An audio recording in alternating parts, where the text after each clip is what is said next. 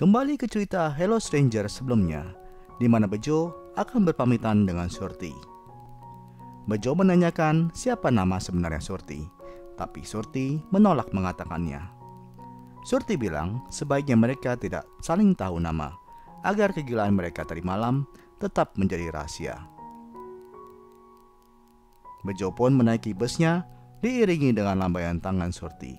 Tiba-tiba, Bejo memutuskan untuk turun dari bus, dan dia kembali mengejar Surti. Bejo mengajak Surti untuk melihat salju bersama, dan mereka pun bermotor mengelilingi tempat-tempat wisata di Korea Selatan.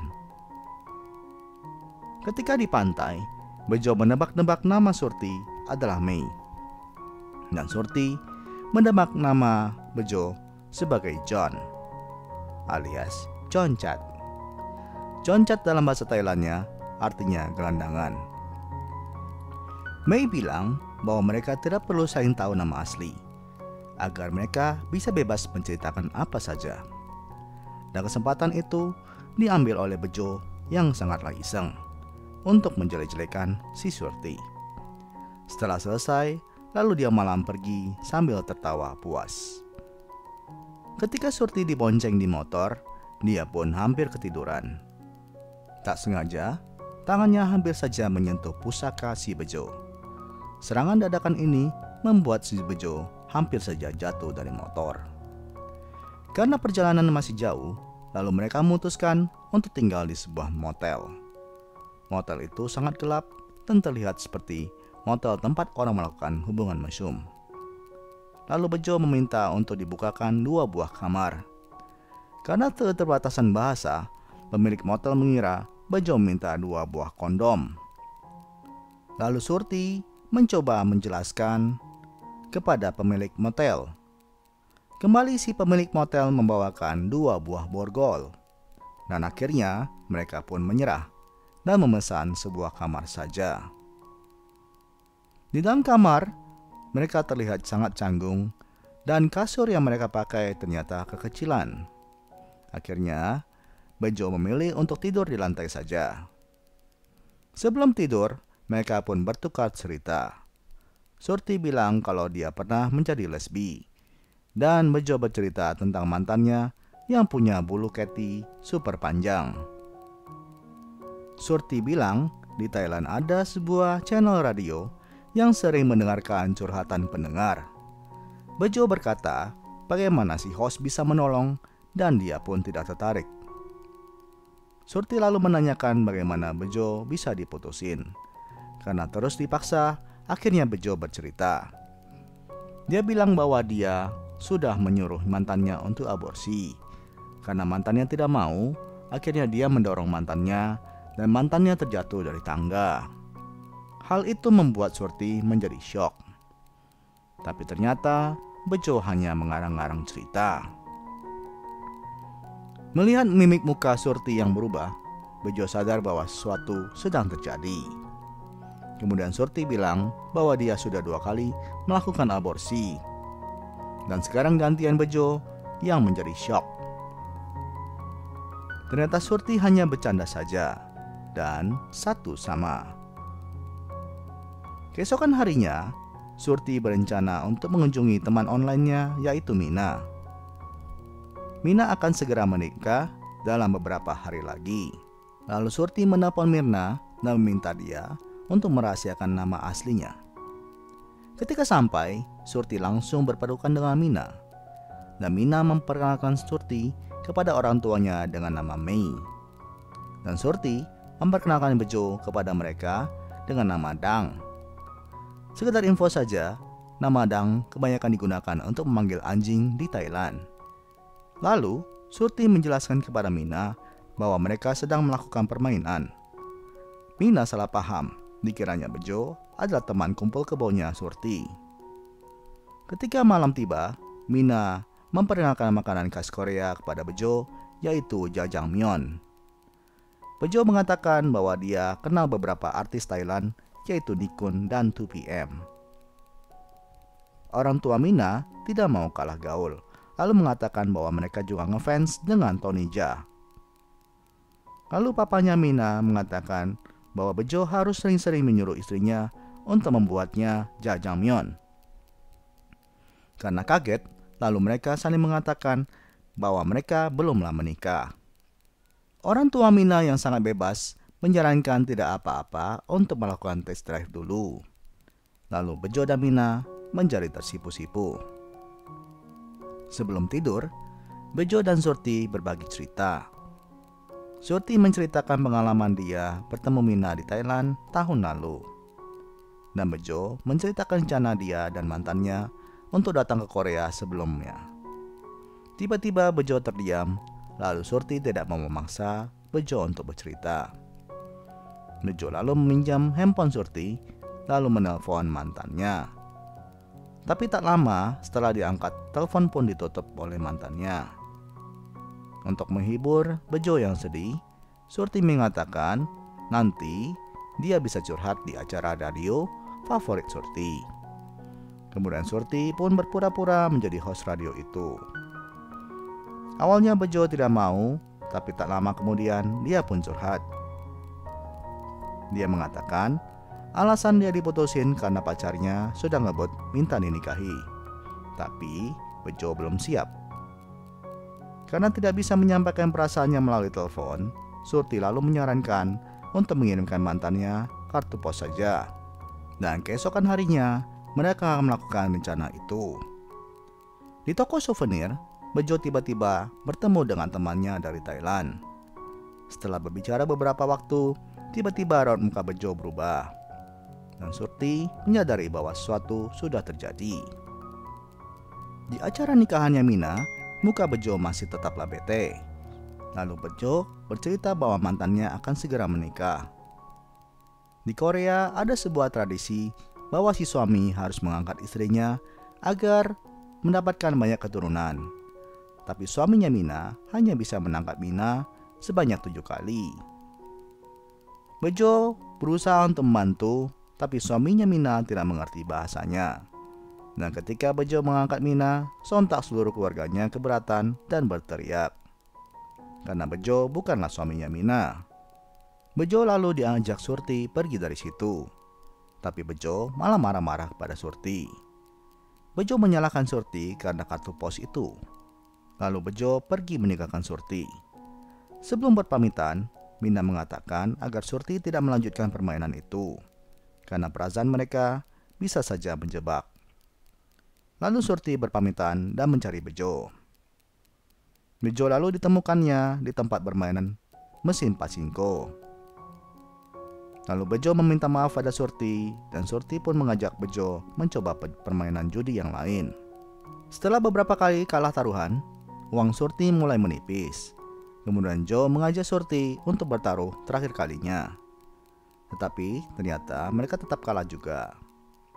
Tak lama kemudian terdengar suara teriakan Surti dari dalam ruangan. Surti berkata, barusan dia dipinjami modal, langsung saja dia menang besar. Dan mereka pun merayakan kemenangan mereka di dalam kamar motel.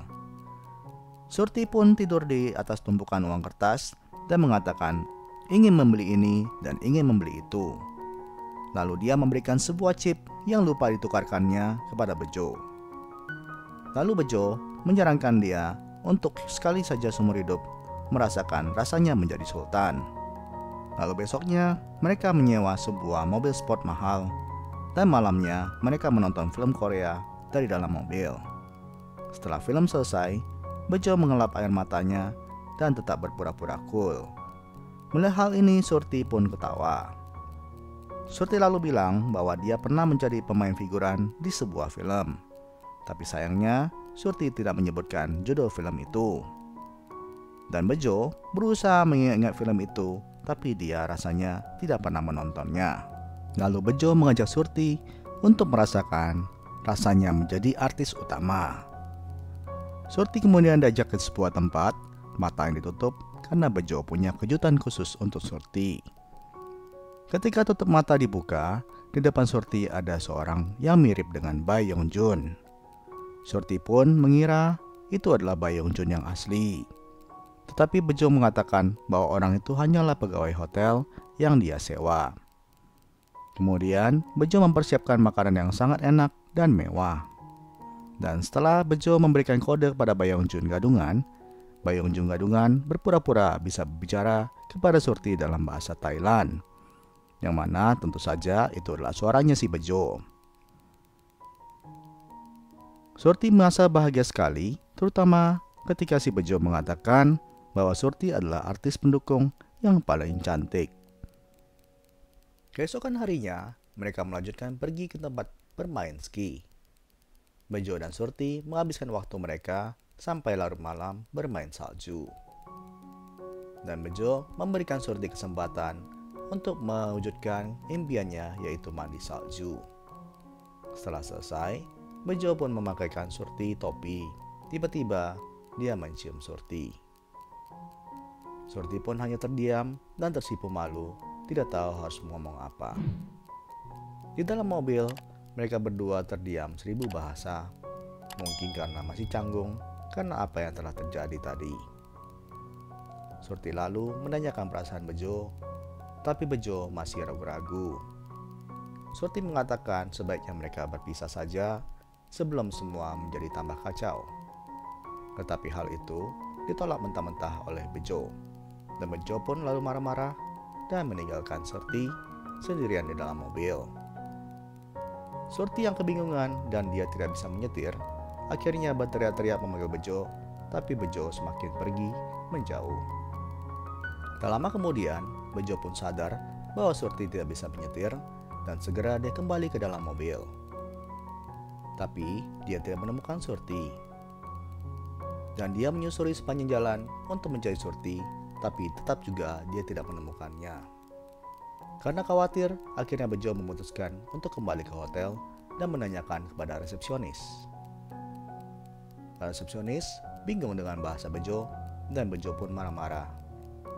Tiba-tiba Surti sudah ada di belakangnya dan Surti berteriak, kok bisa dia meninggalkan seorang perempuan di tengah jalan.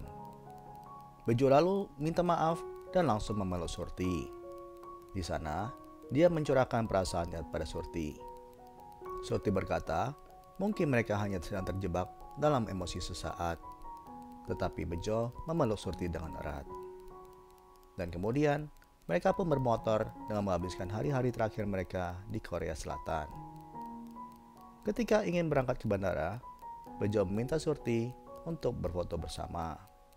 Kemudian Surti meminta bantuan dari seorang gadis muda di depan mereka. Gadis muda itu setuju, dan ketika dia melihat Bejo, dia seperti mengenal Bejo.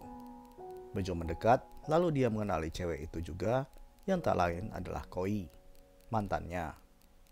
Koi berkata dia menyusul Bejo ke Korea Selatan karena kartu pos yang dia kirim. Suasana hati Bejo menjadi tidak menentu, dan akhirnya dia memperkenalkan Surti hanya sebagai temannya saja. Tapi Surti berusaha mengendalikan perasaannya dan tetap saja dia tersenyum. Kemudian Surti berpamitan pada Koi dan pergi sendiri. Lalu Koi meminta penjelasan mengenai kartu pos yang dikirim Bejo. Dan Bejo memeluk dia tanpa bisa berkata sekata-kata pun. Surti yang melihat mereka berpelukan dari kejauhan akhirnya menyetop sebuah taksi dan menangis di dalam taksi. Ketika dalam pesawat, Bejo berusaha mencari tempat duduknya Surti dan mencari waktu yang tepat untuk bisa bicara dengan dia empat mata. Ketika keluar dari toilet, Bejo berusaha untuk minta maaf, tapi Surti bilang dia sangat mengerti dengan keadaannya Bejo dan dia tidak ingin memaksakan perasaannya karena mungkin saja mereka hanya terjebak dengan emosi sesaat. Lalu dia pun pergi meninggalkan Bejo tanpa Bejo sempat berkata apapun juga. Ketika mereka sudah mendarat, lalu Bejo dan Koi pergi ke tempat mobilnya diparkir. Dan ketika Bejo mencari-cari kuncinya, akhirnya Bejo menemukan chip yang menjadi kenang-kenangan dari Surti. Seketika dia langsung menangis sejadi-jadinya, dan Koi melihat hal itu langsung menyadari bahwa Surti bukannya adalah teman biasa. Akhirnya Bejo kembali ke kehidupan yang normal. Dia bekerja di sebuah toko jasa desain, dan Surti juga bekerja sebagai karyawan di sebuah kantor. Pada suatu ketika, teater Jam melakukan live performance di Thailand. Bejo membeli tiketnya karena dia masih penasaran. Pementasan berlangsung seru dan Bejo tertawa terbahak-bahak karena saking lucunya. Tapi tiba-tiba dia teringat dengan sebuah adegan yang pernah diceritakan Surti di tempat makan. Dan seketika air matanya pun mengalir karena dia tiba-tiba teringat dengan Surti. Ternyata Surti juga ada di live show itu. Tapi mereka duduk agak berjauhan dan mereka pun tidak berpapasan. Di dalam mobil, seperti biasa, Surti menyetel channel radio kesukaannya. Dan dia mendengarkan seorang pria yang sedang ingin curhat. Pria itu mengaku dia bernama Dang. Lalu Surti menepikan mobilnya agar bisa fokus mendengarkan radio. Cowok itu berkata bahwa tahun lalu dia bertemu dengan seorang wanita di Korea Selatan. Dan Bejo pun menceritakan kisah cinta mereka. Bejo mengatakan bahwa sudah setahun lebih tapi dia masih tetap ingin bertemu dengan Surti. Dan Surti pun menangis mendengarkan hal itu karena disadar bahwa pria itu adalah Bejo. Kemudian host menanyakan mengapa dia tidak mencari Surti saja. Lalu Bejo menceritakan bahwa dia sudah mencari Surti di semua film Thailand, tapi masih belum bisa menemukannya. Akhirnya host mengatakan, bagaimana kalau dia mengatakan saja namanya dalam acara itu? Barangkali Surti juga sedang mendengarkan acara itu. Dan film Hello Stranger ini berakhir sebelum Bejo sempat mengatakan siapa nama aslinya. Karena itulah Mimin mengatakan namanya adalah Bejo dan juga satunya adalah Surti. Demikianlah review film kita kali ini. Jika kalian berkenan, tolong support Mimin dengan cara subscribe, like, share, dan juga komen di kolom komentar.